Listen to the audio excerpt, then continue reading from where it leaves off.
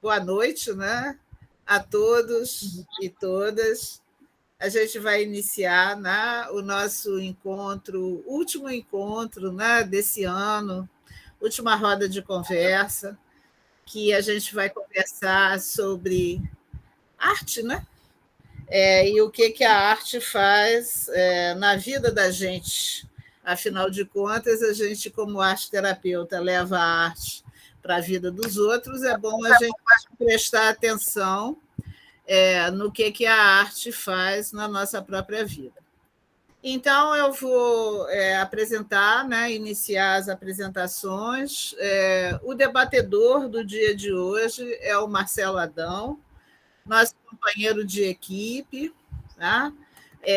O Marcelo vem da área de Belas Artes, ele fez Guinhar, ele é professor, né, do curso de envelhecimento ativo, é professor da pós-graduação de arte-terapia, da Clínica Pomar. Ele não colocou aqui no currículo, mas eu acho que o que ele mais trabalha é que ele é da área de eventos da associação, então é uma história assim sem fim, não é? A Ana que está aí sabe, é uma torre de pendências de coisas para fazer, né? De eventos e coisas assim, e o Marcelo é sempre muito presente, muito cooperativo, né? Não sei se está achando bom tanto trabalho assim nos eventos, mas está se saindo muitíssimo bem no processo. Vou apresentar a Denise, Denise Costa. Denise está em Santiago do Chile. Como eu tinha falado com Denise, eu vou fazer aqui uma versão sumarizada do currículo dela.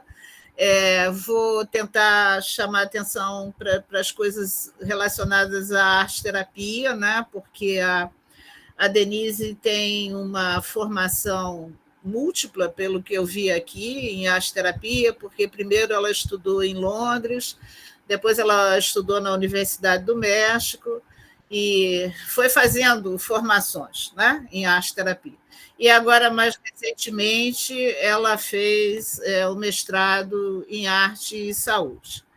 E a Denise tem um trabalho, a profissão de origem dela é serviço social, né? Ela é assistente social, e ela tem um trabalho fora do Brasil, em alguns países, junto aos refugiados, né? As pessoas em situação de refúgio, e por conta dos limites que esse tipo de trabalho traz, ela desenvolveu um método criativo primoroso, trabalhando com materiais reaproveitados, né, com sucata, esse tipo de coisa que ela vai nos contar.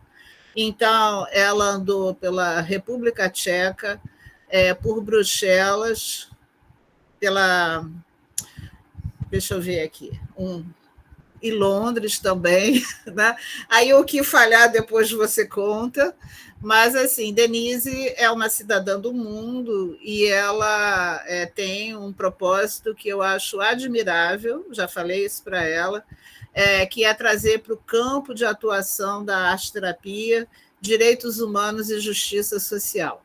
Então, eu sempre digo para a Denise que eu coloco minha testa no chão, né? Toda a minha admiração por esse seu propósito. Né? No que for possível para mim, quero participar disso.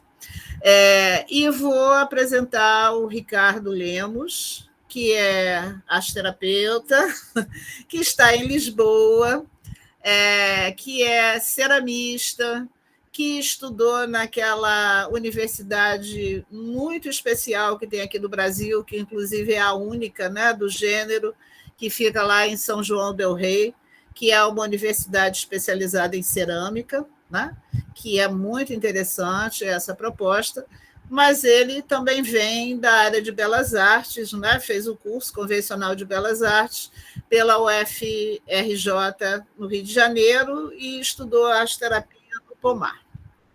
O Ricardo, aí em Lisboa, ele abriu um ateliê muito interessante, em que ele faz experiências imersivas com o barro, com um olhar arte-terapêutico, E ele tem também outros aperfeiçoamentos, né, na área de artes, além da questão da cerâmica, porque ele estudou pintura em Paris, né, e desenvolveu um trabalho bem interessante na área de moda, um trabalho de criação, né, com padronagens, com pinturas para a área de moda. E aí depois ele vai contar um pouco como que é tudo isso, né? Mas, assim, essa experiência de colocar o trabalho que ele tem com o barro para que pessoas façam um primeiro contato, possam mergulhar, tem sido bastante interessante no contexto arte terapêutico. Aí vou passar para você, Marcelo, para você seguir, por favor, tá? Tá bom, então, pessoal, boa noite, né? Boa noite a todos e todas, né? Eu sou o Marcelo, né? E vou apresentar aqui para vocês, então, a nossa anfitriã, né? Que é a Ângela Filippini, que a Ângela é arte terapeuta, né? Psicóloga, é a diretora clínica da Pomar, né? De arte terapia, é também presidente, né? Da Associação de Arte Terapia do Rio de Janeiro. Ela é mestre em criatividade, né, pela Universidade de Santiago de Compostela, na Espanha, e doutora em ecologia social pela ICOS UFRJ, né? E é também a idealizadora, né, dessa roda de conversa, né, que a gente já está né, tem um projeto que tem se avançado aí, né, trazendo muita conversa boa, né, sobre arte terapia e muitos assuntos, né, importantes, pertinentes, assim, para esse momento que a gente tem passado. Então, é um prazer, né, estar aqui, e vou apresentar também a Iraci, né, que é a Iraci Saviani, que ela é mestre em artes visuais, artista plástica, né, é arte educadora também, é arte terapeuta pelo Instituto Sedes Sapientia, onde atua já há 33 anos, né, é professora, supervisora, orientadora, no curso de especialização em arte terapia, né? Ela também ministra o curso de arte terapia, né, de história da arte, né, vivências relacionadas à história pessoal e à autobiografia, atende adultos, crianças, né, no seu ateliê terapêutico, e também trabalhou como capacitadora, né, e supervisora em espaços lúdicos e brinquedotecas, né, com a questão do ateliê terapêutico, já atendeu também CAPS, álcool e droga, então ela tem uma vivência muito longa, né, nessa área da arte terapia, e desde 1990 ela desenvolve também um trabalho interessante, que é a criatividade em empresas, né, com consultoria, pesquisas, palestras. Então ela também está né, montando aí um curso, né, para trabalhar arte terapia nas empresas, né, uma proposta bem interessante, né, tomara que ela possa falar um pouquinho disso para a gente. E atualmente ela também é professora e co-criadora desse curso, né, de arte terapia em empresas, numa escola que é a Escola Humana de Vida e Negócios, né. Então ela faz aí uma costura bem interessante, né, de levar, né, a arte para esse mundo corporativo, né, que às vezes é um mundo muito lógico, muito racional, e ela está trazendo, né, essa possibilidade da arte para esse público. E vou apresentar também a Jussara, né, Jussara Costa, que é a nossa companheira também, né, da equipe, né, da Clínica Pomar. Jussara vai trazer para a gente um pouco do trabalho, né, com a filtragem, né, um trabalho que ela já desenvolve, assim, com os fios, né, uma coisa que ela traz também como uma herança, né, uma herança ancestral ali, que ela também trabalha. E ela é psicóloga, é pós-graduada, né, e tem formação clínica em arte-terapia pela Clínica Pomar, e é uma amante, né, de todas as artes, assim, é uma pessoa que tem bastante habilidade manual, né, e gosta muito de trabalhar com a arte, acho que vai contribuir também bastante para essa nossa roda, que é falar sobre esse processo da transformação, né, essa transformação tão necessária para esse mundo novo, né, que a gente está tendo que viver, assim, de uma forma até urgente. Então, vou devolver a palavra para a Ângela ali, para ela abrir a nossa roda de conversa e para a gente seguir, tá? Obrigada, Marcelo. Então, nós vamos começar com uma pergunta que vai ser comum para todos os nossos convidados. Essa pergunta tem a ver com o nosso ofício, né? Já que somos arteterapeutas. Então, a pergunta é a seguinte: como você avalia o significado da arte em sua vida, desde que começou a trabalhar como arteterapeuta até os dias atuais? Né? Porque eu acho que é importante a gente dar uma parada para prestar atenção em nós mesmos, né? Levamos a arte para a vida das pessoas, mas como que é a nossa interação com a arte? Né? Como a gente cuida disso, como a gente aplica isso, como exercitamos. Então, o início da nossa roda vai abordar essa questão, né? E o Marcelo tem a complexa tarefa de administrar o tempo, né, e coletar aí as respostas. Então, é com você, Marcelo. Então tá, pessoal. Então vamos dar início, né, a nossa roda aí para responder essa primeira pergunta. Só lembrando que cada um tem assim 5 minutos, né, para dar e fazer a sua participação, tá? E então eu queria propor assim, a gente começar a rodar essa roda, começar ali com a Jussara, né? Para a Jussara dar ali a contribuição dela para a nossa roda. Boa noite, Jussara. Boa noite a todos e todas. Obrigada, Ângela, pelo convite. É um prazer estar aqui participando desse último, né, do ano. do ano. Bem, como avaliar, né, o significado da arte, né, na minha vida como arte-terapeuta? A arte sempre teve na minha vida, né? Eu venho de uma família de costureiras e bordadeiras, então a arte já estava ali presente, né? E sempre muito curiosa para aprender novas técnicas. E quando eu entrei, né, para a formação em arte-terapia, esse desejo de estar sempre aprendendo novas técnicas aumentou mais ainda, porque eu acho que é essencial, né, o arte-terapeuta ele ter várias técnicas para oferecer para o seu cliente, né? Ou se dá aula também, né, apresentar para os seus alunos. E conhecer, né? Eu creio assim, não precisa você ser um expert em tudo, porque você não vai ser, com certeza.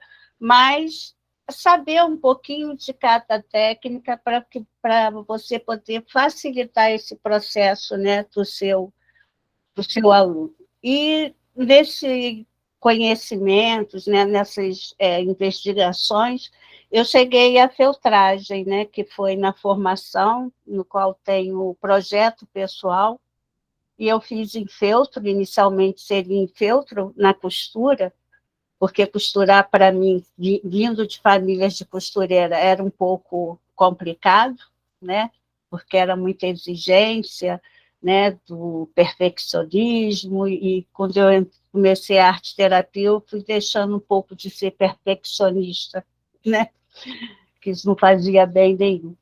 Aí resolvi fazer feltro, e aí fui para o santo Google, né, e aí no santo Google eu encontro feltragem. O que é isso? Né? Nunca tinha ouvido falar, e na época eu lembro que só tinha uma pessoa, que era em São Paulo, que fornecia o material. Então, adquiri o material e acrescentei ele na minha formação e fui fazendo várias experiências com esse material que me deixou assim bem encantada, né? Pelas cores, pela maciez, que é feito, né, com a lã de carneiro, a reutilização também, né, desse material, né, que não é só tirar das ovelhas e jogar fora, elas são reutilizadas. Então, isso para mim foi muito interessante trabalhar com esse material, e eu tento levar, né, a minha vida cada vez experimentando mais e mais esse material, que para mim é bem diversificado, né? De um pouquinho de lã, você faz uma bijuteria, você faz uma roupa, você faz um sapato, você faz um chapéu, você faz personagens, né? E a leveza, né, também, que esse material tem. É isso. Ótimo, Jussara. Te agradeço aí, né? Depois você vai contar para a gente um pouquinho mais, né? Como é que a feltragem pode contribuir, assim, né? No processo da arte-terapia, mas acho muito importante essa valorização do fazer, né? Do trabalho manual e de uma coisa que é a curiosidade, né? Porque às vezes a gente também se acomoda, né? E deixa de procurar, né? Deixa de criar e deixa de ter essa coisa do processo, da ação criativa. E deixa também, acaba que deixa de se encantar, né, pelas coisas, né? Então acho muito legal, assim, esse depoimento da gente poder estar sempre curioso ali, sempre querendo buscar, né, novas técnicas e aprender. E agora eu passo então para a Denise, né, para ela contribuir para a gente. Tá. Aí. Então, boa noite. Primeiro, eu gostaria de agradecer o convite da Ângela, para mim é uma honra, né? Segundo, falar que uma das grandes coisas que eu acho que ficou positivo da pandemia, para a gente que pertencemos a essa classe privilegiada, né, que temos acesso, foi essa possibilidade de nos conectar online, de trocar essas experiências. E isso eu acho que é fantástico, que é o que eu aprendi de positivo durante esse período de pandemia, né? Agora, quando eu vi essa pergunta, como eu avalio o significado da arte na minha vida, sabe qual que é a primeira coisa que eu pensei? Em que fria eu me meti. Como é que eu fui aceitar esse convite? Que loucura é essa? Que pergunta mais difícil, né? E depois eu parei, assim, pensei, gente, mas vamos lá. Vão ser criativos e vão ter coragem de participar disso, né? A primeira coisa que me veio na cabeça foi aquela música do Titãs, aquela banda dos rock dos anos 70, né? Que em 87 lançou aquela música, Comida. A gente não quer só comida, a gente quer comida, diversão e arte. A gente não quer só comida, a gente quer saída para qualquer parte. E eu vi como que essa música influenciou na minha vida, como isso faz parte da minha identidade, de eu ser Denise, dessa questão da arte está dentro de mim, essa questão da diversão, né? Eu morei muitos anos na Bélgica, então, às vezes, na Bélgica, eles perguntaram, como é que você está? Tudo bem? O pessoal respondia, metrô, bulô, dodô. Tipo assim, tudo normal. Vai para casa, pega o metrô, vai trabalhar, vai dormir. Eu sempre falava que vida chata, sem criatividade, sem coisas novas, né? Então, eu acho que essa arte está na nossa vida no dia a dia, e eu tento trazer isso. Mas, para refletir um pouco, quando eu falo que é arte para mim como arte-terapeuta, eu tenho que pensar hoje o que eu entendo por arte, porque foi todo um processo de mudança, né? Aí eu lembro de um artista colombiano que chama Lucas Ospino. Quando perguntaram para ele o que é arte, ele respondeu, e eu adorei a resposta dele. Ele falou que essa pergunta, o que é arte, é a pior pergunta que se pode fazer para alguém, que essa maldade ele só fez com o professor dele no primeiro dia de aula. Mas, mesmo assim, eu acho que é importante que quando eu penso em arte, hoje eu não penso em algo, não algo estático, que é algo que não é desconectado da realidade social, né? Que eu tenho hoje uma visão de arte muito mais ampla, que serve para expressar uma mensagem, uma visão de mundo, uma ideia, uma emoção. E sempre eu vejo a arte como um instrumento político, como um direito também das pessoas de ter essa arte, né? Mas eu acho que a partir do momento que a gente vai envelhecendo também, a gente vai mudando, né? E hoje, na minha prática profissional, especialmente depois que eu abandonei o serviço social, eu fiquei mais só com arte-terapia, eu, eu passei um pouco da minha posição de observador de arte para fazer arte e para experimentar arte. E isso eu acho que é extremamente importante na nossa prática profissional. A gente está ousando também fazer, especialmente para mim, que não vem do campo das artes, né? Então, é tentar experimentar. Eu gosto muito de trabalhar com reciclagem, né? Gosto muito de fazer quilting, né? Com a costura, de reconstruir, do mosaico, de refazer as coisas e de ousar. Eu acho que a gente, arte terapeuta, a gente tem que ousar, principalmente a gente que não vem dessa área de artes. A gente tem que ser coerente com o que a gente está falando e a gente tem que estar exercitando na gente, né? E nos últimos tempos eu tenho usado muita arte para trabalhar com com os meus medos, né, que a gente tem que ter, né, que a gente tem na vida, os medos, né, as inseguranças, e está sendo um processo muito, muito rico para mim, né, isso, né. Ó, e para respeitar os meus 5 minutos, né, a totalidade, eu acho que eu tenho uma questão da arte, que é essa religação que eu acredito, né, que eu sempre falo com a Ângela, que é a ligação da arte, direitos humanos e justiça social. E eu acho que a gente, como arte-terapeuta, tem uma grande contribuição nesse processo, que a gente pode estar contribuindo para essa articulação de arte, direitos humanos e justiça. É bem Para não dar pontual, né? trabalho para o Marcelo. Tá certo. Obrigado, Denise. E acho muito importante, né, essa contribuição e mesmo esse posicionamento, né, da arte como um instrumento também, né, de política, né?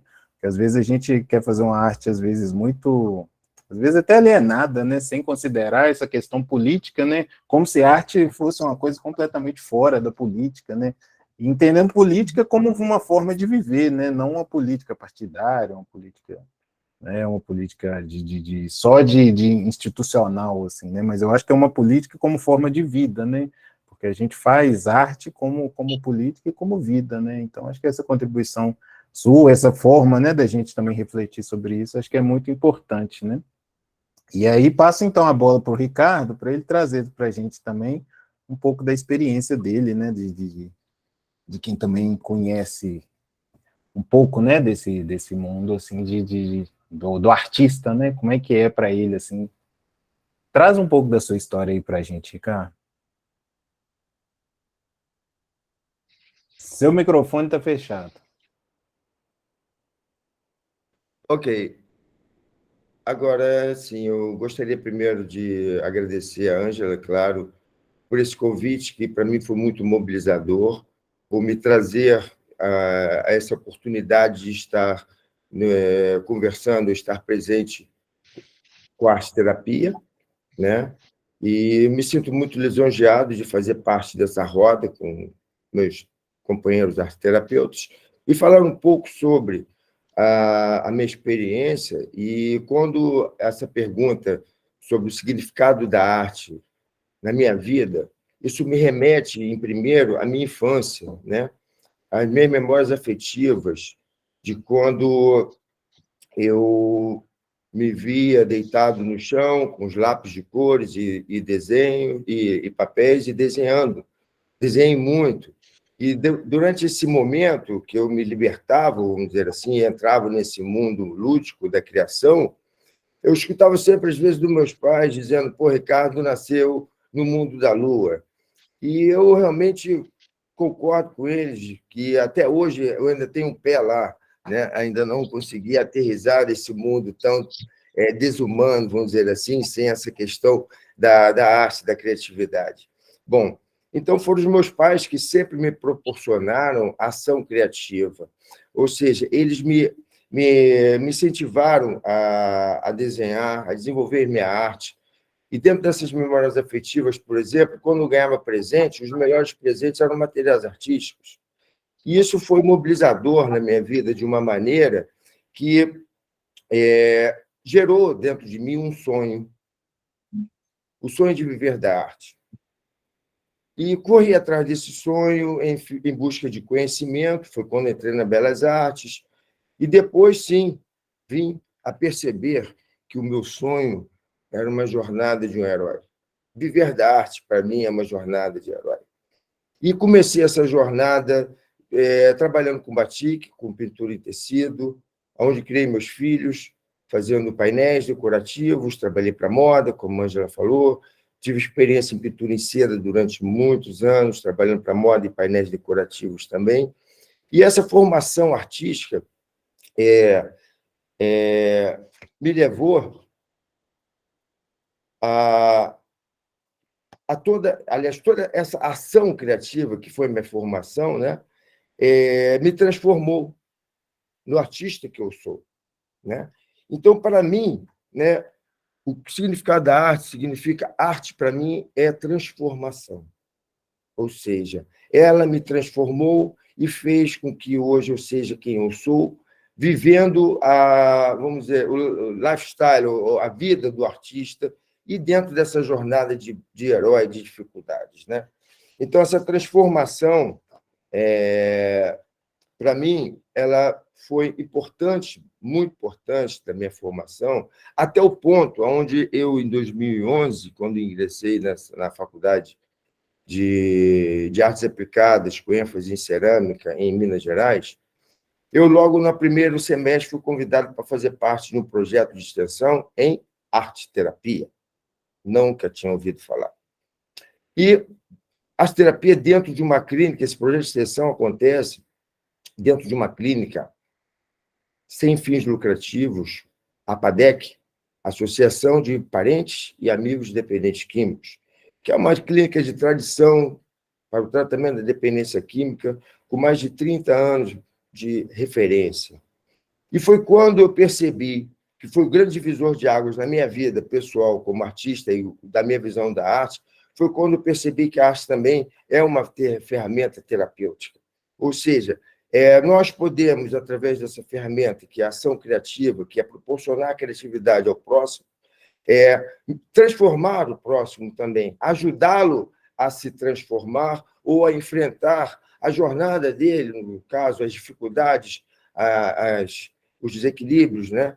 E, com isso, eu frequentei esse projeto durante 4 anos da minha formação, e, durante esse período, a sede do conhecimento me levou à biblioteca, que é onde eu conheci a Ângela Filippini, atrás dos livros didáticos de sua autoria.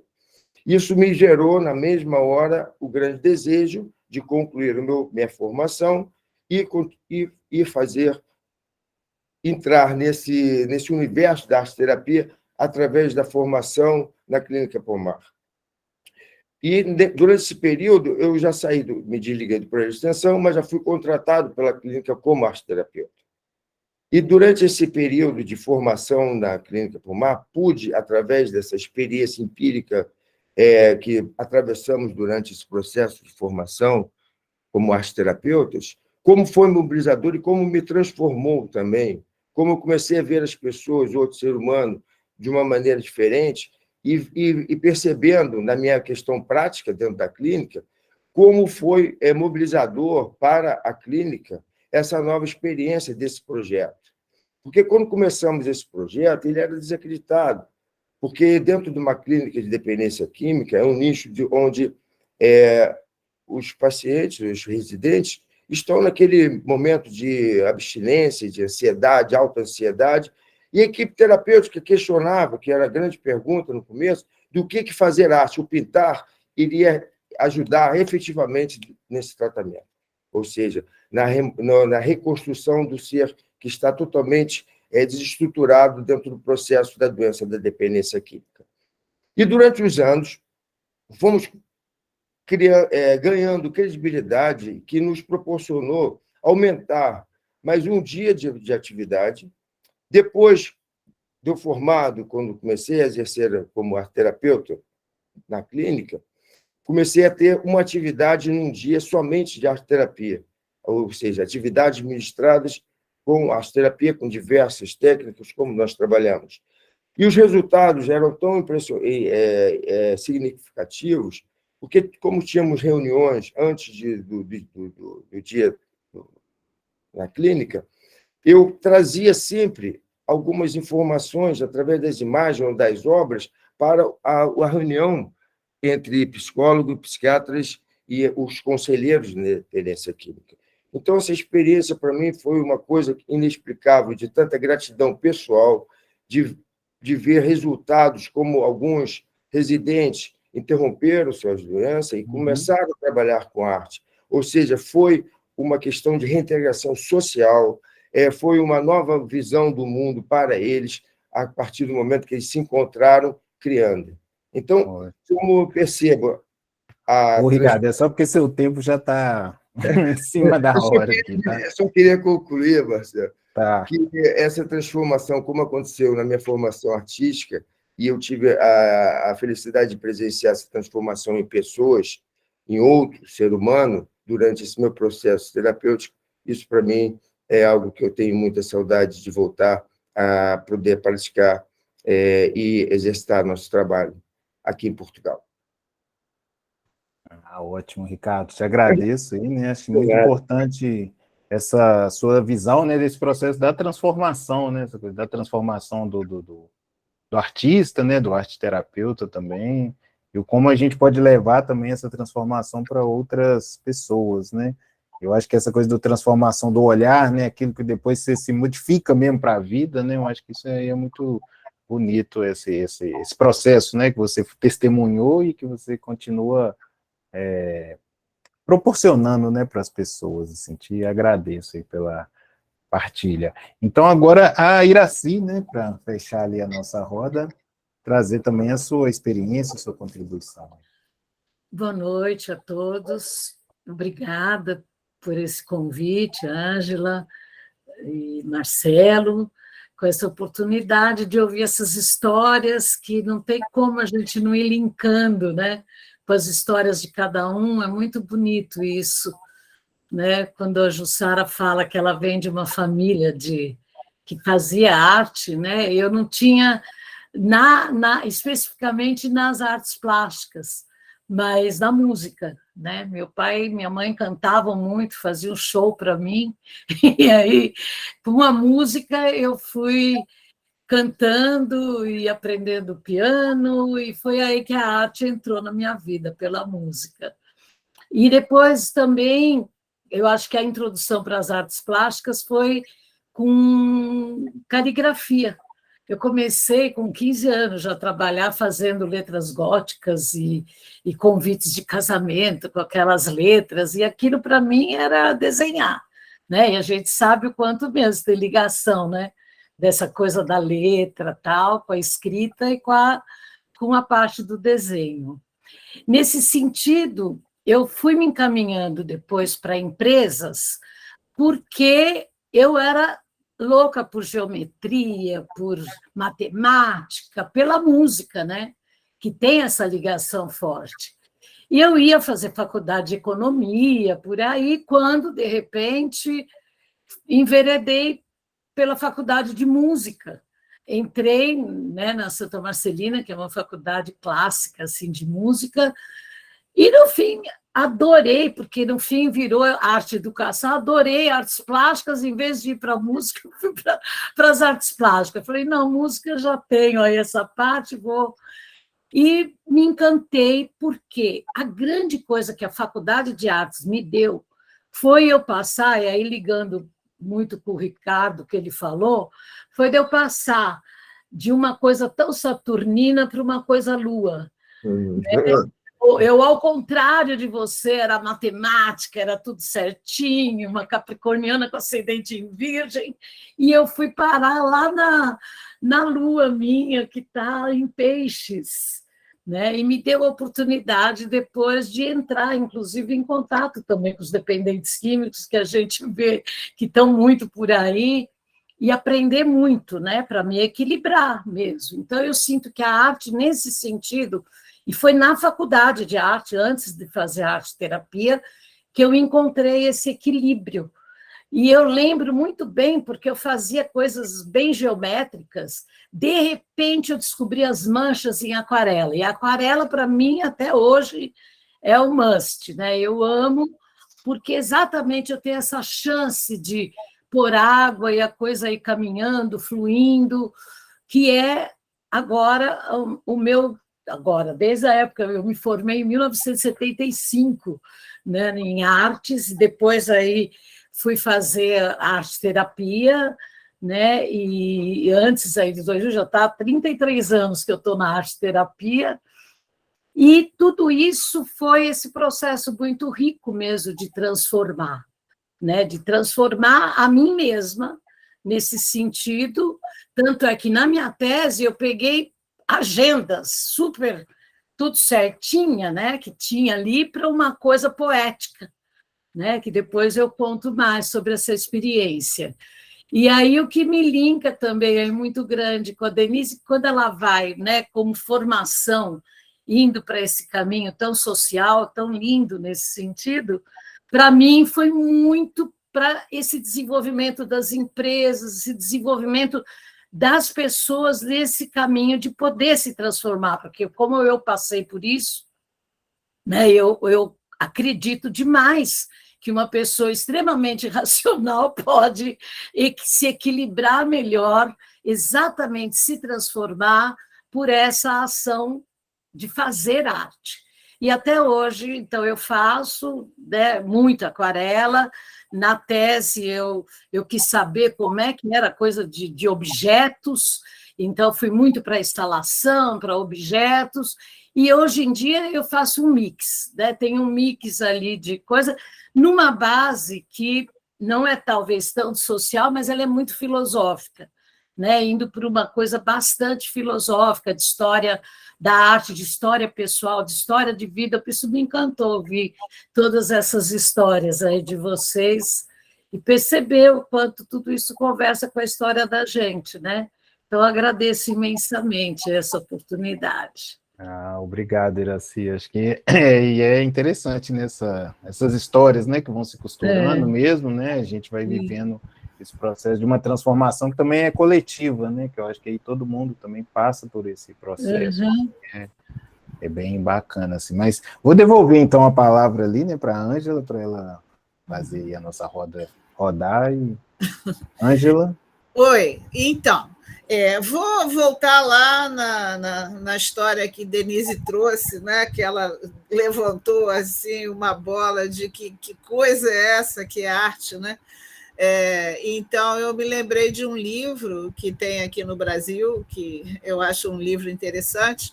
Ele foi escrito por um crítico de arte chamado Frederico Moraes, que é um crítico bastante conhecido, e ele escreveu um livro que chama assim: Arte é o que eu e você chamamos arte. 801 definições de arte. E ele levanta muitas dezenas de definições de arte, e ele começa e termina com essa questão, que é o que chamamos de arte.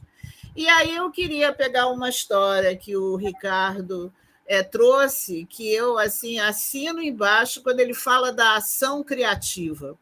Estamos falando de ações criativas, né? No caso do arte-terapeuta, a maioria das vezes mediada por materiais. Então, eu estou aqui participando da roda, estou vendo minha companheira de equipe, que é a Márcia Regina, professora de ateliê arte-terapêutico há muitos anos, né? E essa jornada de iniciar as pessoas no reconhecimento, na utilização dos materiais expressivos, né, do entendimento das modalidades plásticas. Então, eu acho que, no contexto da arte-terapia, é fundamental que a gente tenha um interesse, né, um gosto por seja lá o que for que a gente chame de arte, né? Só que é o nosso ofício, é a matéria-prima do nosso trabalho, é mesmo a ação criativa. E tem uma coisa que, às vezes, eu escuto e que eu fico assim um pouco desconfortável, é quando é dito assim: não, em arte-terapia, a gente não tem nenhuma preocupação com a estética. Tá, até a página 2, né? A gente não tem nenhuma preocupação com a estética no trabalho dos nossos clientes. Agora, por favor, não é? Precisamos nós ter um mínimo de conhecimento, né, para poder ter algum resultado na nossa comunicação plástica. Essa história não vale para o profissional, não. A gente tem que ter um entendimento, a gente tem que ter um domínio. Minimamente, a gente precisa desenhar, saber pintar. Quando a Jussara coloca a busca não é da expertise, não é, não. Eu concordo com você, Jussara, mas o mínimo a gente precisa, né? Não dá para a gente, um profissional adulto, fazer um boneco de palito e contar para as pessoas que a gente fez uma figura humana. Por favor, não é de bom tom. A gente precisa realmente ter um mínimo de conhecimento das modalidades que a gente usa com os outros. Então, eu acho que isso tem a ver com a nossa relação, no contexto arte-terapêutico, com a arte. E Márcia, que trabalha há muitos anos no ateliê arte-terapêutico, eu acho que ela sabe bem como que é esse caminho, né? Vou devolver para você, Marcelo.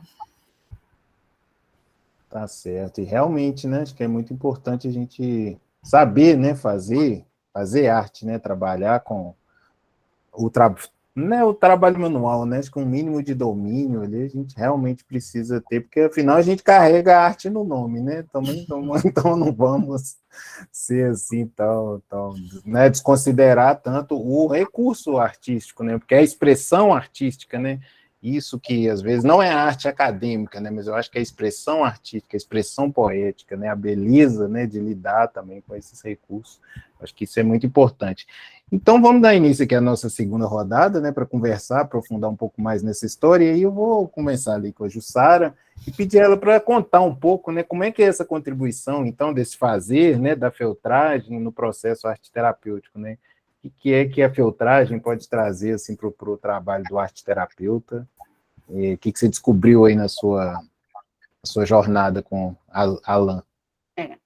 Bem, na minha jornada com a Lana, eu acho que a gente tem que provar o próprio veneno para depois, então, distribuir.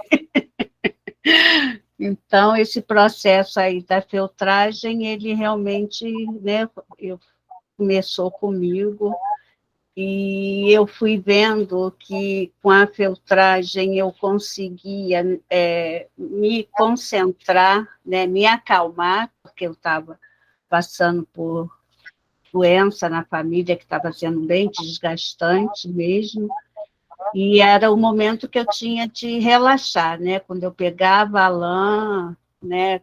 Pegava a agulha, porque a filtragem ela pode ser molhada ou seca, de seca é com a agulha, e aquele barulhinho da agulha era como se fosse um mantra para mim, e quando eu via,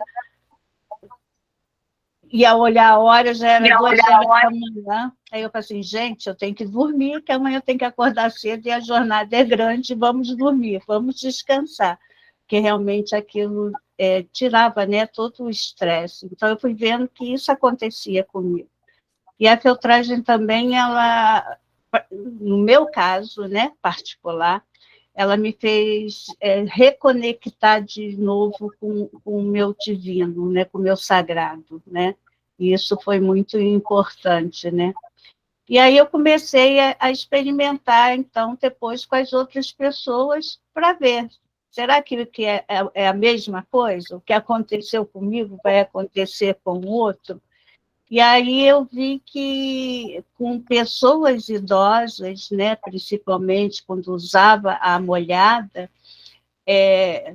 idosos com Alzheimer, como é que levavam eles para o tempo em que eles brincavam de boneca, ou cuidavam dos irmãos mais novos, ou dos próprios filhos, né?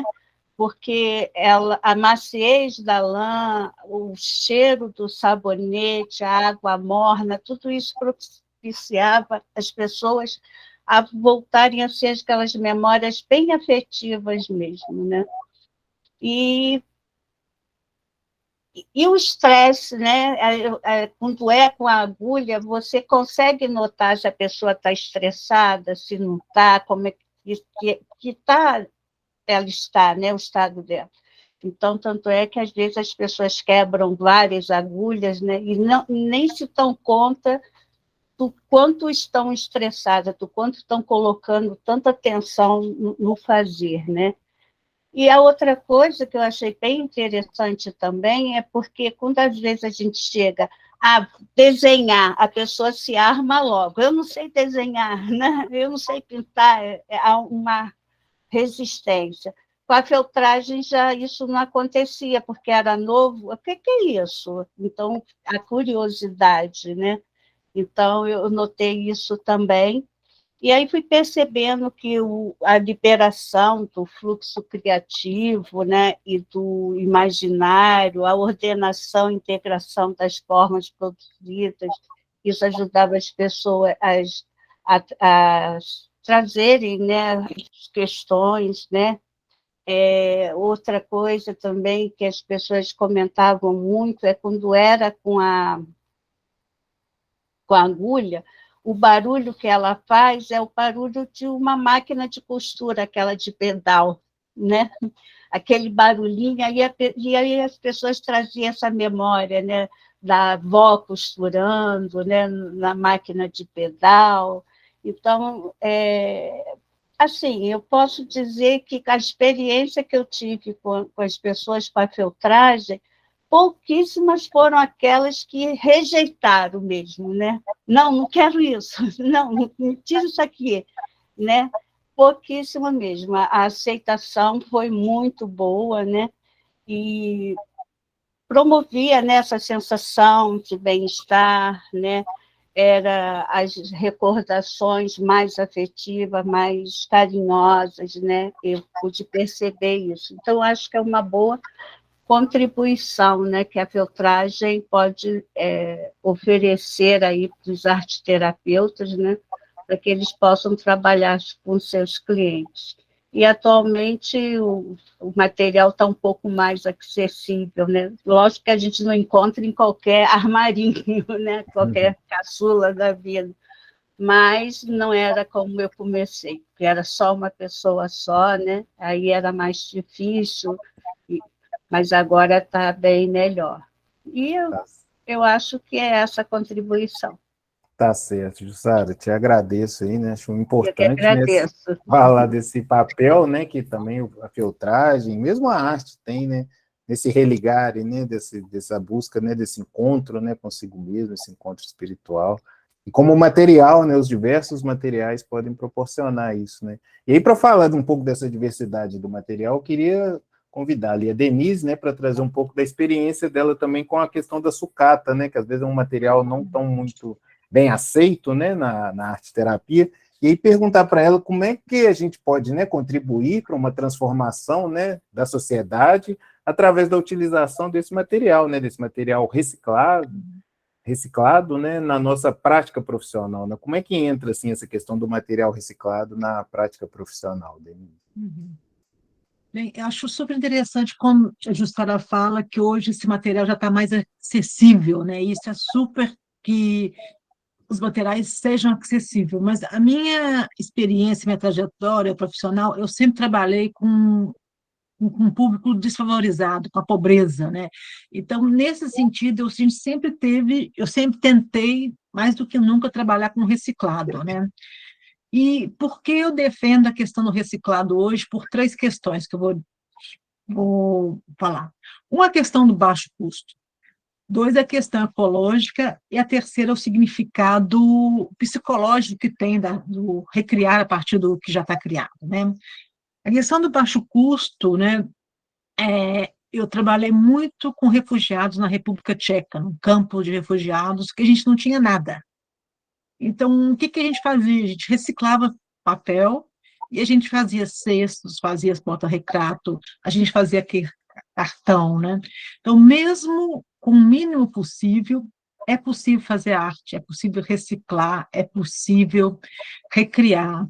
E essa experiência com refugiados e reciclagem foi uma experiência muito rica, como que o contato com o material, com o jornal, com o papel, como que isso tinha um valor que ajudava essas pessoas a repensar a vida delas, a reconstruir o que eles estavam vivendo, a se expressar com as mãos, né? Então, eu acho que essa questão é muito, muito importante, né, de reutilização. Então, por causa, baixo custo. Baixo custo também significa que a gente tem que ser criativo. Então, mesmo com pouco dinheiro, a gente pode fazer arte-terapia, né? A segunda questão que eu acho que é extremamente importante estar utilizando a reciclagem é a questão ecológica, e aí vai a gente, enquanto cidadão, né? A gente tem que ter uma responsabilidade com o nosso planeta, porque não está dando, não dá mais para continuar só comprando e jogando fora, não dá mais só para não pensar no custo do meio ambiente, né? O que tem essa nossa ação no meio ambiente, né? A gente tem que estar com essa perspectiva ecológica na nossa prática profissional, né? Então, pensar o que eu posso utilizar que já foi utilizado, o que eu posso tirar do nosso planeta que já existe, né? Então, a gente está pensando nisso. E a terceira questão que eu defendo e tento utilizar o reciclado, né, é a questão da reconstrução do psicológico também. Todas as pessoas que geralmente a gente está trabalhando são pessoas em dificuldade, pessoas em sofrimento, pessoas que estão num processo difícil. Quando você oferece um material que já foi utilizado e pede ela para recriar a partir disso, você faz a conexão, sim, eu também posso, como eu sou hoje, me recriar, me reinventar, sair dessa situação. Então, tem um fator psicológico que eu acho que é importante também a gente estar usando isso, né? E essa ligação com a nossa responsabilidade social, né? A gente tem que estar pensando nisso, né? Então, Denise, acho que é muito interessante, né, esse processo mesmo dessa recriação, né, dessa reinvenção também, né, que o material reciclável pode trazer, né? E a gente, às vezes, tem um preconceito, né, de trabalhar isso, assim, de uma forma, porque ninguém acha bonito, mas eu acho que também tem isso, assim, de, às vezes, as pessoas não valorizarem, né, o trabalho de uma forma, né, não se capacitarem também para trabalhar com esse material, né, porque essa coisa que você trouxe do papel, né, o papel reciclado é um papel tão bonito, é tão rico, e você pode fazer um trabalho com a população de baixa renda, e eu acho que a gente tem que acordar, né, para essa necessidade também, de que esse público, né, também possa usufruir, né, da arte-terapia, né, porque às vezes a gente tem uma visão um pouco, não integra, né, essas populações no nosso trabalho de arte-terapia, né, então acho que essa sua visão é bastante. Quer comentar alguma coisa? Você foi Quero pontual, comentar eu que vou eu te dar um lembrei minuto. agora, eu lembrei quando eu tenho um filho, o Daniel, mais ou menos ele tinha 5, 6 anos, e a gente ia caminhando pela rua, ele tinha essa mania de pegar as coisas, o lixo da rua, pegar pedra, e eu, mãe inexperiente, né, primeiro filho, falava, meu filho, para com isso, para de pegar essas coisas na rua. Aí ele olhou para mim assim, mamãe, você sabe que existe um escultor na República Tcheca que chama František Skala, que através do lixo ele cria criaturas, que ele cria esculturas perfeitas e que ele é muito famoso. Lá, mamãe, você sabe disso? Eu falei, Dani, você tem razão. Aí, a partir disso, eu deixei de reclamar que ele ia nas ruas e pegando os objetos para depois brincar. Porque a gente Ótimo, vai né? Você vê aprendendo com os filhos, né? a sabedoria das crianças, né? É bom a gente escutar elas de vez em Exatamente. quando. Tá certo. Então tá, te agradeço aí. Agora vamos passar ali a bola para o Ricardo, né? Para ele contar um pouco, né, nessa experiência dele, né, como artista imigrante, né, que passou por diversos países, diversos territórios. Como é que a arte pode te dar suporte, né, emocional para viver, né, essa experiência de estar às vezes um território onde você precisa também se reconstruir, se ressignificar? Como é que é a sua história aí, né? O fuso horário cultural. É uma questão que eu particularmente, né, sempre busquei e encontrei na arte um suporte emocional para as minhas vivências. E, com isso, quando me propus a migrar, né, para outro país, a primeira coisa que eu pus na mala foi a arte, coragem e perseverança, porque são 3 ferramentas fundamentais vamos dizer, para esse desafio. Porque quando a gente imigra, é preciso, pelo menos para mim, que entender o que é essa questão que eu chamo de fuso horário cultural. É porque quando a gente deixa o nosso país, deixa junto com ele parentes, relações afetivas, relações profissionais, enfim, o seu habitat, que no caso é o meu ateliê, e na época meus pacientes e o trabalho que eu desenvolvia na clínica. Então, quando você se desprende de todas essas relações importantes na sua constituição, você fica sem nada, você fica a zero. E isso cria pelo menos criou em mim, um desequilíbrio emocional brutal. E quando chegando nesse país, mesmo com a minha nacionalidade, e enfrentei as grandes dificuldades, e que, para mim,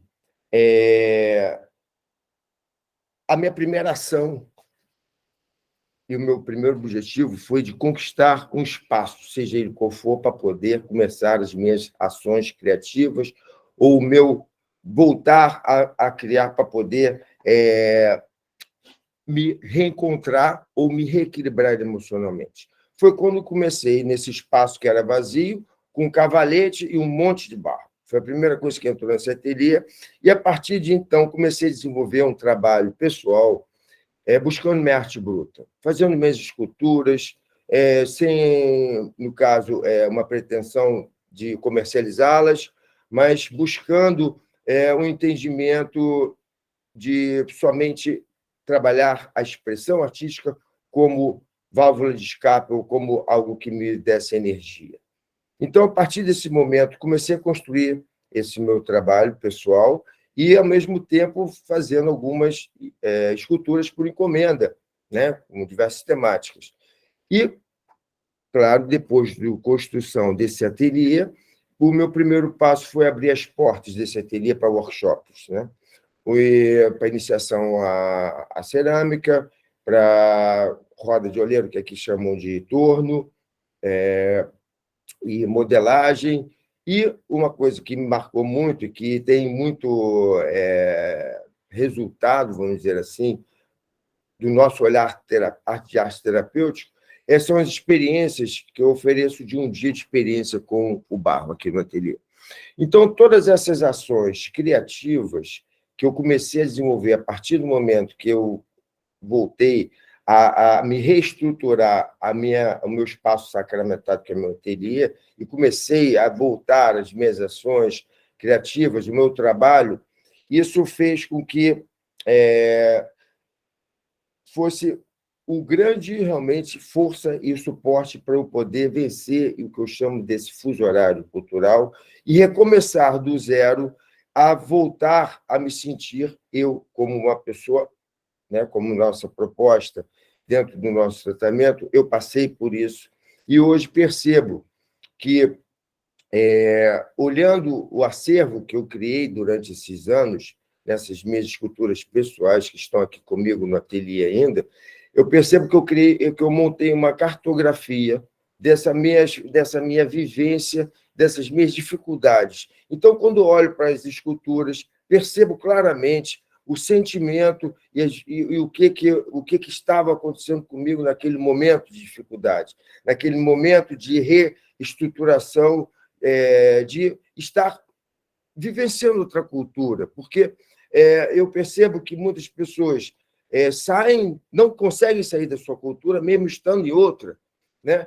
E não respeitando a outra, que é o pior, e não tirando proveito das coisas novas, que nos faz mover, que nos transforma, são essas experiências com a arte em outro lugar, né? Então, eu depois, tirando da mala, quando, no caso, eu tive o ateliê, tirei a arte, quando eu me propus a questão do desafio do espaço, foi a coragem, né? E depois, com a perseverança, né? Eu hoje, após 3 anos, me sinto reestruturado, né? E me sinto fortalecido, né? Que é a grande palavra para o momento que como nós temos isso, a necessidade de termos experiências e, através dessas dificuldades vivenciais e conseguindo resolvê-las através da criatividade, da arte, isso nos prova que podemos realmente mudar várias situações e encarar com mais força essa jornada do herói, que é viver da arte, independente do território onde nós estejamos. Ótimo. Quer dizer, ela não tem fronteiras. A partir do momento que você entende a força e o poder de criar e de sentir a necessidade de beber dessa fonte, né? que é o que nós procuramos oferecer aos nossos pacientes, como essa fonte é transformadora. Ótimo, Ricardo. Então, muito obrigado por essa legal. oportunidade de me expressar, e gostaria de deixar assim, só uma questão, se tiver tempo, né? Da dificuldade, principalmente, de quando a gente sai do nosso país, nós perdemos nossas habilidades profissionais em termos de legalização, certo? E essas dificuldades tenho enfrentado muito aqui, batendo portas, tentando exercer meu trabalho, e as portas ainda não abriram, mas não se abriram. Mas a minha perseverança espera que um dia eu comece, através dessas minhas experiências aqui, a poder desenvolver mais esse trabalho, que me faz uma falta imensa o nosso trabalho de arte terapêutico, porque é um prazer que a arte não me dá, né? O prazer da arte, da criação, me traz emoções, gera as emoções aos outros, mas a questão arte terapêutica é mobilizadora demais, não só para mim, mas como eu percebo para as outras pessoas. E eu tenho vontade de entrar nesse campo de novo e ter espaço para poder correr nesse universo arte terapêutico. Então tá bom, Ricardo, te agradeço aí pela sua contribuição, e acho muito legal você trazer também essa diferença, né? Como o lidar, né? O criar, né? Do artista é diferente do criar do arte terapeuta, né? O trabalho com a terapia, né? Ele é um trabalho que usa a arte, mas usa ela também em outro lugar, né? E preenche também de outras formas. Acho essa sua, né, esse olhar também é muito importante, né, para nós, como arteterapeutas, também sabermos fazer essa diferença, né? E aí eu vou convidar aqui a Iracy, né, para trazer justamente a experiência dela, né, porque ela é alguém que trabalha justamente para ensinar, né, arte para o arteterapeuta, né? E aí eu queria, Iracy, como que é a sua visão, né? Como é que você trabalha para fazer com que os arteterapeutas efetivamente, né, façam arte, né? Não, olha, o que eu sinto assim de extremamente importante diante da experiência, né, que eu fui tendo, foi a palavra que o Ricardo aí trouxe, estruturação, eu trago libertação, né? A escultura que eu fiz quando eu me formei lá na Faculdade de Artes é uma espiral, né, mas que saiu de uma placa fechada. Então, como eu contei exatamente desse geométrico, outra coisa veio pelo movimento, né? E, nesse sentido, foi muito aberto, porque é interessante como a arte e a arte-terapia, elas são abertas, né? Eu falo que não precisa de ser RM, CRP, de ser nenhum para ser um artista, né?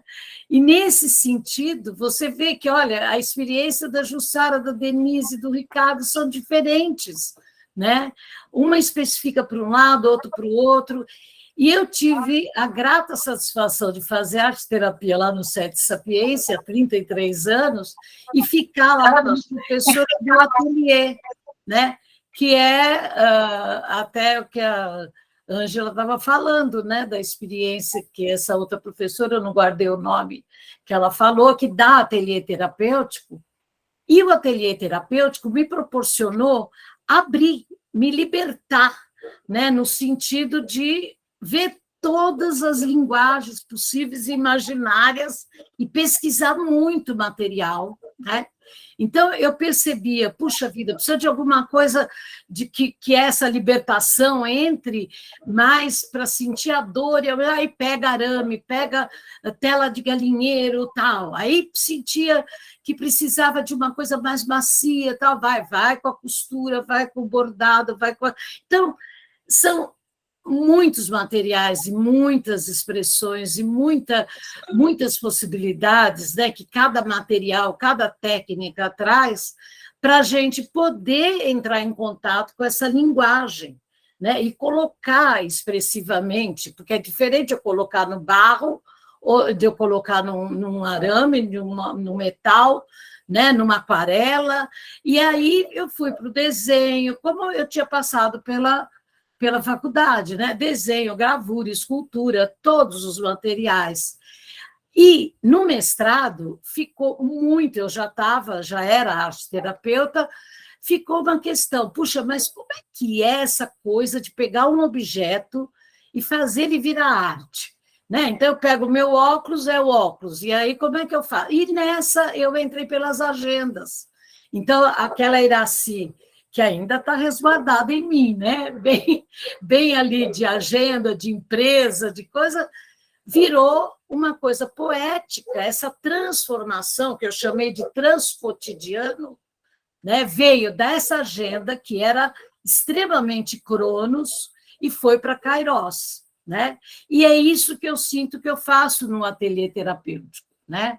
Eu fui pegando as minhas agendas, que eram lá, tinham 30, eu consegui dar conta só de 20, que eu tinha guardado, sabe-se lá por quê, né? Mas nessa vivência eu pude exatamente perceber como era transitado esse racional para esse poético. Né? E esse transcotidiano, para mim, nessas agendas, foi o que me deu todo esse caminho de transmutar, né? De poder perceber e pegar tanto a estrutura quanto a libertação, né? E essa soltura, e fazer essa conversa, que hora você precisa de uma, hora de outra, e você vai mediando, vai equilibrando isso. Nesse sentido, trabalhar com os dependentes químicos, durante 8 anos que eu tive em CAPES, foi maravilhoso, né? Eu aprendi muito com eles, né? Porque eu percebi como é você poder lidar com alguma coisa que sai fora do equilíbrio, né? A ponto que todos nós vamos nos equilibrando e conseguindo lidar com o dia a dia da vida. E eles não, né? Eles não conseguiam, eles ficavam aprisionados por ali. Então, foi uma experiência fantástica dessa, né, de fazer máscara com gesso, de ir para dança circular, de fazer N coisas que eles iam se abrindo e percebendo o lúdico, o prazer, né, de como é que eu coloco isso, que eu posso desvincular de alguma coisa que estava lá, em algo que não está me fazendo muito bem, né? Seja na bebida, na droga, e tirar para uma coisa prazerosa que pudesse me trazer um benefício. E acho interessante quando a Denise fala desses materiais, Denise, porque vocês sabem, aqui no Brasil é muito difícil que você vá trabalhar num lugar que tenha tudo quanto é material, você possa, né? E com eles, a gente pegava azulejo, quebrava os azulejos, virava aqueles caquinhos, e foi lindo, porque era uma coisa de caco, né, virar um mosaico. A gente teve encomendas da prefeitura, teve um monte de coisa com aqueles cacos que ficavam maravilhosos, numa composição que é aquilo que o Ricardo falou, puxa, eu posso, né? Eu consigo pegar tudo que está lá em caco e virar alguma composição que esteticamente, né, me agrada, esteticamente agrada ao outro, ou seja, eu posso pegar os meus cacos e me reconstruir. Né? Então, a gente tinha essa palavra sempre, eu escrevi sobre o Rê, a poética criativa do Rê, exatamente porque é no Rê reconstruir, reconciliar, religar, recriar. Tem trocentos rês, a gente fez uma caixa cheia de rê, cada hora aparecia um e eles sempre tiravam, né, isso para poder perceber o quanto eles podiam fazer nessa recriação da vida deles. Então, essa parte de você poder juntar, né, a coisa no ateliê, mas juntar com a vida, e que você pega essa... E outra coisa que eu queria contar aí rapidamente é que eu sinto que o arte-terapeuta tem que trabalhar com arte, é bem isso que a Ângela falou. Então, eu formei lá no SEDES um grupo que o nome é exatamente da minha tese, o Encontrar-te, e a gente se encontra para poder falar de arte, fazer arte, e exposição de arte, viver arte, porque senão você não se alimenta, não se nutre. Se você não se nutre, como é que você vai passar desnutrida uma nutrição para o outro? Né? Então, eu sinto que essa coisa de nutrir a parte de arte é muito importante. E levar para a empresa tudo isso é fazer as pessoas poderem se humanizar mais, né? Se sentir mais inteiras, porque senão elas vão todas partilhadas para a empresa. Né? Vai só a parte racional, não tem emoção, não tem vulnerabilidade, não tem como transitar, né, por outros vias, e aí isso é assim, eu acho que de extrema importância atualmente, você conseguir levar para as pessoas que não têm essa oportunidade, né, de pensar o quanto essa arte, dentro de um processo que você tem esse simbólico, essa reflexão de si próprio e do outro, e da sociedade, da cultura, e você conseguir colocar na sua vida esse equilíbrio, né, entre todas essas, mediar tudo isso. Não sei. A gente começa a falar, né, Marcelo? Se empolga, né? E a minha italianice vai vir. Tá ótimo, Iraci, mas acho importante, né, essa colocação, né, dessa possibilidade, desse espaço, né, de criar, de viver a arte. Acho que isso é muito importante, né, e pensar nessa coisa da arte também no cotidiano, né, acho que esse trabalho das agendas é muito legal para a gente também pensar, né, na arte como uma ação cotidiana, né, que a gente pode ter né, esse espaço, esse território criativo no nosso dia a dia, no nosso cotidiano, acho muito... E como arteterapeutas, acho que isso é fundamental, né, que a gente realmente se propõe a fazer esse trabalho.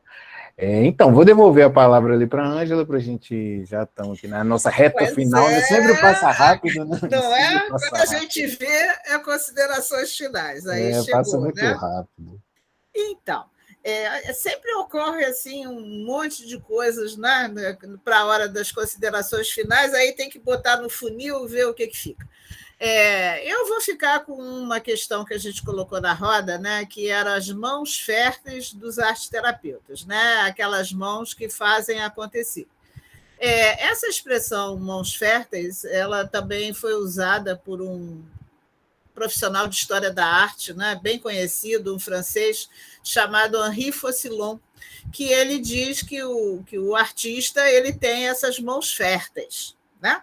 E aí eu queria fazer um gancho com uma história aqui do Brasil, que é o seguinte, né? Num país como o nosso, as manualidades e as mãos férteis, gente, não é nem tão bem-vindo assim, porque as manualidades elas estão associadas aos colonizados e não aos colonizadores. E aí a gente tem um atravessamento histórico que pega a arte, né? E que desvaloriza o fazer artístico por conta disso. E assim, não faz tanto tempo, não é verdade, que a gente viveu um desmonte absurdo, destrutivo, amplo, do fazer, né? Do fazer criativo, do fazer artístico, da manifestação cultural. Mas por quê? Por que vai se colocar tanta energia para destruir? Só se coloca tanta energia para destruir em alguma coisa que é potente, que é uma ação criativa potente para transformar. Então, é isso. Vamos segurar o banner e levantar o banner. A arte-terapeuta tem essa mão potente da ação criativa que transforma. Agora, isto só funciona se a pessoa puder se permitir ver arte, fazer arte, conversar sobre arte, praticar arte, não é? Antes de se autorizar a usar a arte com o outro, seja lá o que for que ele chame de arte. Então, essa é a minha questão. Marcelo, vou devolver para você. Então né, vamos levar então nessa questão aí para cada um fazer suas considerações finais, né, sobre essas mãos férteis, né? Cada um até agora vai ter 2 minutinhos só para fazer as considerações finais, tá, para a gente encerrar. Então, Jussara. Bem, eu estava aqui pensando o que eu ia falar no final, e aí eu achei aqui um poema, só não sei quem, que é Transformar. A gente falou tanto em transformação aqui, né? Então, é transformar. Mudar a essência sem se preocupar com a aparência. Alterar propriedades fundamentais. Expressar diferentes sensações e emoções. Evidenciar cores, apreciar cheiros e sabores. libertar-se instantaneamente com entusiasmo, ou prolongar-se no tempo, desfrutando a tática de cada momento, rearranjar-se tanto sentido à nova matéria, manifestar variados aspectos e especificidades, oportunizar conhecimentos e inovações, apresentar condições para diferentes funcionalidades. Que possamos, né, transformar os materiais, né, cada vez com mais criatividade, né, que tenhamos o ano de 2023 com mais esperança, com mais transformação, né, tanto do ser humano quanto do próprio meio ambiente, que a gente possa cuidar mais, né, desse meio ambiente que está precisando muito ser transformado. Tá ótimo, Jussara, te agradeço aí. Passo Eu a palavra, que agradeço. passo a palavra para a Denise, para ela fazer as considerações dela. Pois é, eu também, como a Jussara, resolvi fazer essa consideração final com uma poesia, né? E, claro, como mineira, tinha que ser Carlos Drummond de Andrade, não é por causa do Marcelo, que é de Itabira, né? Mas tinha que ser esse poema, e eu queria falar também um pouco como a poesia voltou para a minha vida, que eu acho que também é uma coisa que eu estou tentando resgatar nesse meu processo, né, de envelhecimento, é retrazer a poesia no dia a dia, até baseado no pessoal do Afeganistão, que diz que toda quinta-feira eles se reúnem para ler poesia, né? Então, eu queria ler para vocês um poema, No Meio do Caminho. No meio do caminho tinha uma pedra. Tinha uma pedra no meio do caminho. Tinha uma pedra no meio do caminho, tinha uma pedra. Nunca me esquecerei desse acontecimento, na vida das minhas retinas tão fatigadas. Nunca me esquecerei que no meio do caminho tinha uma pedra. Tinha uma pedra no meio do caminho. No meio do caminho tinha uma pedra. Então, eu acho que a gente tem que lembrar que na vida sempre vai ter pedra, né? A gente vai encontrar pedra, mas que o que eu acho que com a arte a gente pode retransformar essa pedra, que a gente pode pintá-la, que a gente pode mudar e dar uma vida e transformar numa bela escultura, né? E terminando, eu queria compartilhar com vocês uma coisa que eu aprendi faz uns 15 dias, foi no Dia dos Direitos Humanos. Eu escutei uma palestra de um médico que é relator especial da ONU para as execuções extrajudiciais, o senhor Maurice Timbaugh-Bins. Ele contou que ele foi numa reunião da ONU, com a chefia, e falou que a gente tem que ser mais pragmático. A pessoa fechou a cara, pragmático, o que é isso? Eu falei, não, temos que ser pragmático do sentido histórico do pragmatismo. O que é o sentido histórico? Uma pessoa pragmática é aquela que transforma os sonhos em realidade. Então, eu acho que a gente tem que, nesse sentido histórico, transformar as pedras do caminho da gente, transformar os sonhos na realidade. E é isso que eu desejo a todos nós. Tá? Um feliz 2023, que a gente transforme as nossas pedras em coisas muito bonitas. Muito obrigada. Ótimo, Denise, te agradeço aí. Passo a palavra, então, para o Ricardo, né, para as considerações dele. Tem que abrir seu microfone, Ricardo, está fechado. Desculpa lá. Eu gostaria de desejar para todos, né, um 2023 com muita transformação individual e coletiva, para que possamos proporcionar para nós e para outro ser humano a ação criativa, o ato de criar, se expressar por traços, cores, formas, letras, músicas e corpo.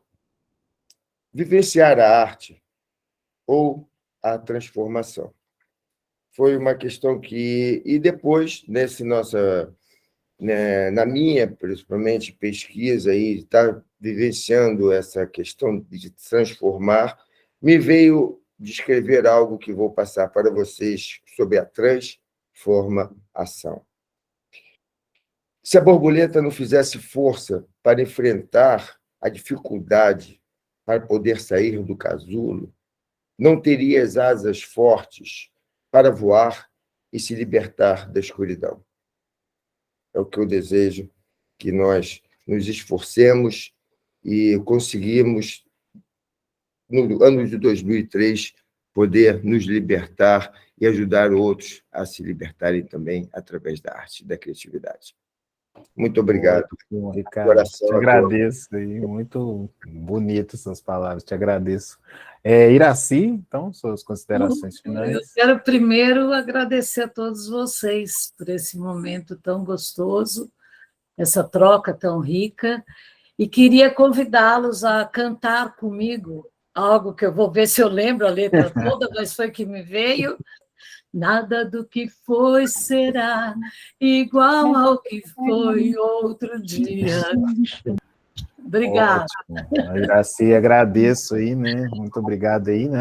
E agradeço, né, a todos os participantes, Enísio, Sara, Ricardo, Iracy, né?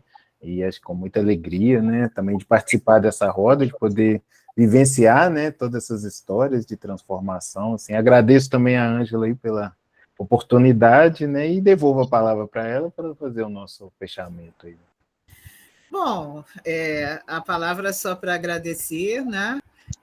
Fazer rodas de conversa também é uma ação criativa que busca a transformação, também é uma tentativa de colocar as mãos férteis para produzirem coisas que sejam benéficas para todos. Só podemos fazer isso porque é uma construção coletiva e todos que estão na roda participam disso. Então, da minha parte, muito obrigada a todas as pessoas presentes e obrigada aos convidados, né, que vieram aqui e desvelaram suas histórias. E que 2023 venha diferente, né, luminoso, ameno, saudável e criativo.